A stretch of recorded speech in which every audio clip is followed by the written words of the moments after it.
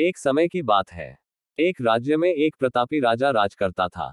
एक दिन उसके दरबार में एक विदेशी आगंतुक आया और उसने राजा को एक सुंदर पत्थर उपहार स्वरूप प्रदान किया। राजा वह पत्थर देख बहुत प्रसन्न हुआ। उसने उस पत्थर से भगवान विष्णु की प्रतिमा का निर्माण कर उसे राज्य के मंदिर में स्थापित करने का निर्णय लिया और प्रतिमा निर्माण का कार्य राज्य के महामंत्री को सौंप दिया।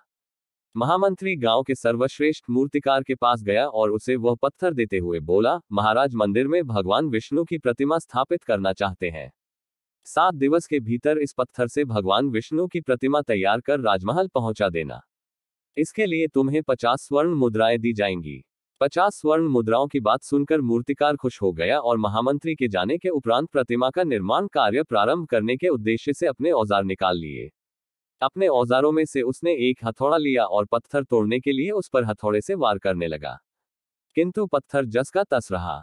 मूर्तिकार ने हथौड़े के कई वार पत्थर पर किए, किंतु पत्थर नहीं टूटा।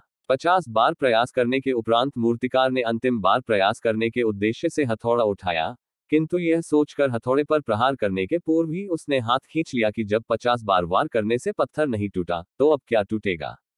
वह पत्थर लेकर वापस महामंत्री के पास गया और उसे यह कह वापस कर आया कि इस पत्थर को तोड़ना नामुमकिन है, इसलिए इससे भगवान विष्णु की प्रतिमा नहीं बन सकती।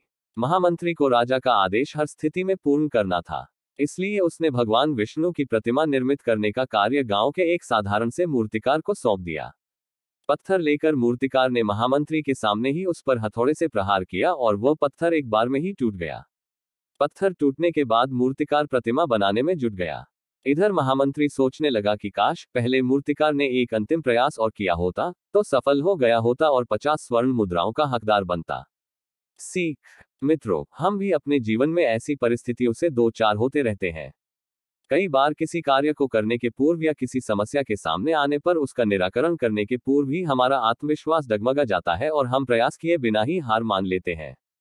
कई बार हम एक दो प्रयास में असफलता मिलने पर आगे प्रयास करना छोड़ देते हैं, जबकि हो सकता है कि कुछ प्रयास और करने पर कार्य पूर्ण हो जाता या समस्या का समाधान हो जाता। यदि जीवन में सफलता प्राप्त करनी है तो बार बार असफल होने पर भी तब तक प्रयास करना नहीं छोड़ना चाहिए जब तक सफलता नहीं मिल जाती। क्या पता जिस प्रयास को करने के पूर्व हम हाथ खींच ले वही हमारा अंतिम प्रयास हो और उसमें हमें कामयाबी प्राप्त हो जाए।